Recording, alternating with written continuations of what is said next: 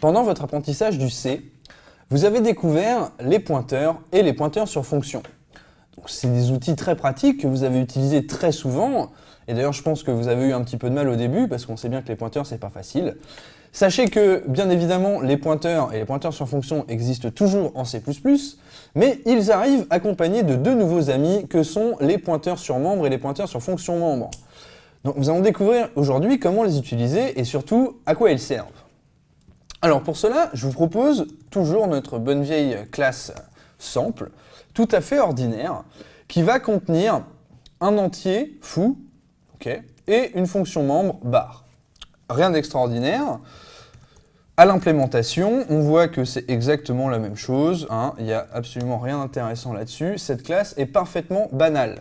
On a une initialisation de notre membre foo par initialization list, ici, à la valeur de 0. Histoire d'avoir une valeur de base. Et quand on appelle constructeur, destructeur et notre fonction membre bar, on a à chaque fois un petit message qui nous informe où on en est. Cette partie-là n'est pas intéressante. Ce qu'il est, en revanche, ça va se passer dans mon main. Alors vous voyez, il y a plein de codes et il y a quelques lignes qui font peur. Alors on va les prendre doucement ensemble pour les comprendre et arriver au bout. Reprenons quelque chose de tout simple. Vous vous souvenez, on était capable de faire une déclaration de variable qui allait nous allouer une variable sur la pile. Ok, donc c'est le cas ici, mon instance de sample est sur la pile, toute simple. Et j'avais possibilité aussi de déclarer un pointeur, là aussi sur la pile, ok, et d'avoir comme valeur à ce pointeur l'adresse d'une autre variable. Donc sur cette ligne, on a un pointeur, tout ce qu'il y a de plus banal du C, à savoir, j'ai un pointeur sur un type particulier, ici sample, et j'assigne l'adresse, en tout cas ici je l'initialise, mais je pourrais l'assigner, l'adresse de ma variable instance ici. Donc mon pointeur c'est instance P, ok. Mon instance, ma variable, ok. Je prends l'adresse, rien de nouveau, c'est un pointeur. Ok? Bon. On respire et on passe à la suite. Je vous présente ici la syntaxe d'un pointeur sur un attribut membre de ma classe sample. C'est un pointeur qui va me permettre de récupérer l'adresse d'un attribut membre de ma classe sample. L'exemple que j'ai écrit contient un attribut membre qui s'appelle foo, donc on verra ensuite dans le code que je peux récupérer l'adresse de cet attribut membre foo. Détaillons ensemble la syntaxe. C'est tout simplement la syntaxe d'un pointeur normal quand on enlève cette petite partie-là. On y retrouve le type qui est pointé, dont on prend l'adresse, le caractère étoile qui permet de dire que c'est un type adresse, l'adresse d'un entier, et le nom de mon pointeur, P, ici, que je vais initialiser à nul, pourquoi pas. En ajoutant sample, donc le nom de la classe, avant le étoile, je déclare non plus un simple pointeur sur int, mais un pointeur sur un entier qui est membre de la classe sample. Ok ? Pour l'instant, ignorez cette ligne, j'y reviens dans un instant.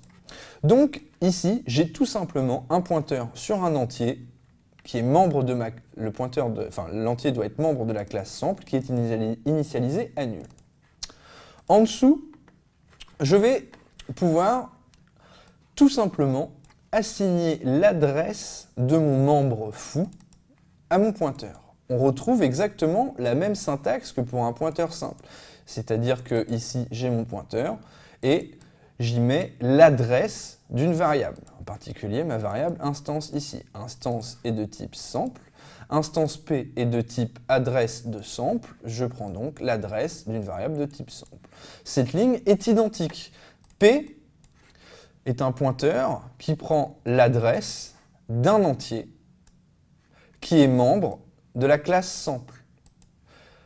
J'écris tout simplement, je prends l'adresse d'un membre, ici foo, de la classe sample. C'est clair?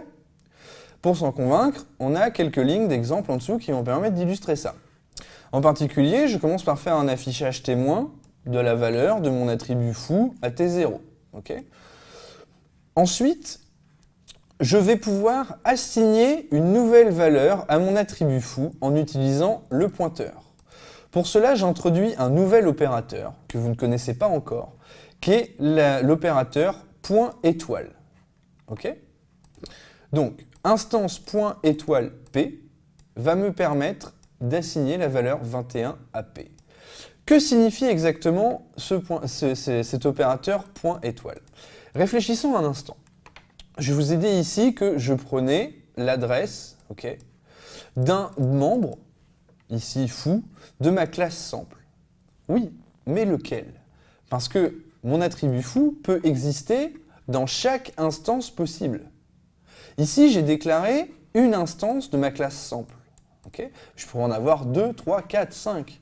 La question est donc, ici, mon attribut fou, c'est lequel? Eh bien, sur cette ligne, quand je récupère l'adresse, c'est quelque chose qui n'est pas encore spécifié.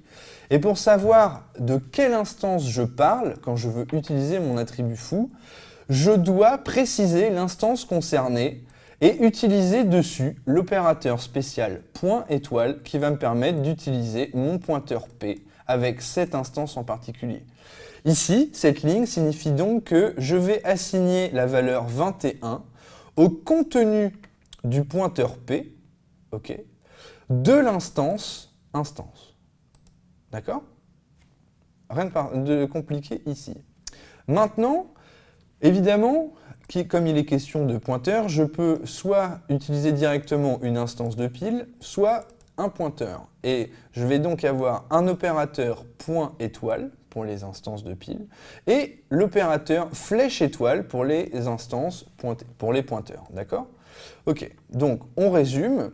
Ici, j'utilise directement mon instance, que je veux utiliser, en tout cas sur laquelle je veux mettre à jour le membre fou, avec mon pointeur P à la valeur 21. Pour cela, j'utilise l'opérateur point étoile. Dans le cas où je n'utilise pas une instance directement, mais un pointeur sur une instance, je n'utilise non plus l'opérateur point étoile, mais l'opérateur flèche étoile. On remarque que la syntaxe est la même. Faites bien attention à remarquer qu'ici, c'est bien le pointeur que j'ai utilisé, instance P. C'est bien cette variable-là. C'est clair ? Bon, maintenant on va reprendre la même chose, on a compris comment pointer sur un attribut membre, pour cette fois le décliner sur la problématique des pointeurs sur fonction membre. Le principe est exactement le même et s'inspire très directement de la syntaxe des pointeurs sur fonction que nous avions en C.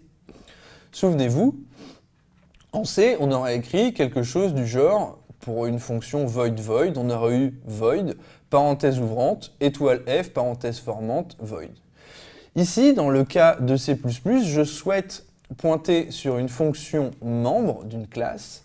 Eh bien, je vais tout simplement réutiliser la même syntaxe, sauf que cette fois, je vais spécifier à quelle classe je fais référence, exactement de la même manière que pour les pointeurs sur attribut membre.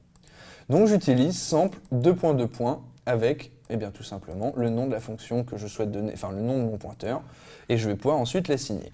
Remarquez ici que dans ma classe, j'avais déclaré et défini la fonction bar comme const, et que ici, je souhaite avoir un pointeur sur une fonction membre const. Donc j'ai rajouté ici, dans la signature de mon pointeur sur fonction membre, que je dois pointer sur une fonction membre const. C'est très important. Donc tout ceci, en gros, définit un type, et le nom est là. Un petit peu compliqué, mais si vous reprenez la syntaxe des pointeurs sur fonction et que vous avez compris la syntaxe des pointeurs sur attribut membre, c'est en réalité très simple. Intéressons-nous maintenant à cette ligne-ci. Eh bien, je vais tout simplement dire que maintenant mon pointeur f va pointer vers la fonction membre bar de ma classe sample. Mais de la même manière que pour l'attribut membre, je ne savais pas encore à quelle instance je faisais référence, pour les fonctions membres, je ne sais pas encore à quelle instance de ma classe sample je fais référence. Donc, je vais à nouveau pouvoir utiliser les opérateurs point étoile et flèche étoile pour pouvoir spécifier l'instance avec laquelle j'utilise mon pointeur sur fonction membre. Nous voyons ici que j'utilise directement la variable instance, déclarée ici.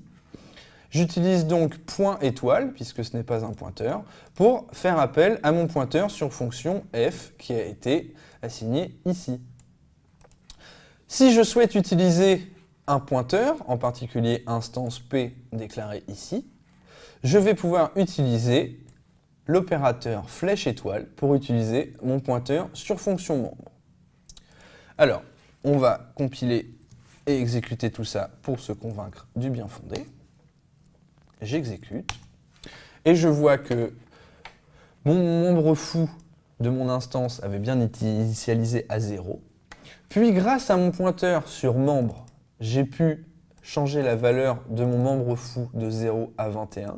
Puis à nouveau de la modifier de 21 vers 42. Nous voyons ici, à 21 en utilisant l'instance directement et à 42 en utilisant le pointeur sur mon instance. Et de la même façon, j'ai pu appeler la fonction bar, cette fois en utilisant l'instance de ma classe et cette fois-ci en utilisant le pointeur sur l'instance de ma classe.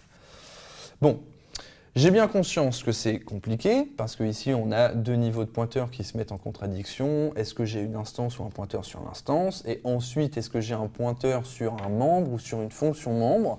Prenez le temps de re-regarder cette vidéo une deuxième fois, de lire attentivement le code, de vous documenter sur Internet, et vous verrez qu'au final, c'est pas plus compliqué qu'autre chose. Ça revient grossièrement à un simple pointeur ou un simple pointeur sur fonction, avec un tout petit peu de syntaxe supplémentaire pour y introduire la notion de classe. De la même manière que les pointeurs sur fonction en C étaient extrêmement pratiques pour pouvoir écrire du code dynamique et efficace, vous vous souvenez de ce fameux tableau de pointeurs sur fonction que vous utilisiez à chaque fois que vous aviez à écrire un dispatcher ou quelque chose qui s'y approchait. Rappelez-vous par exemple de votre projet printf. Il n'y a aucune raison que vous n'ayez pas le même genre de problématique en C++.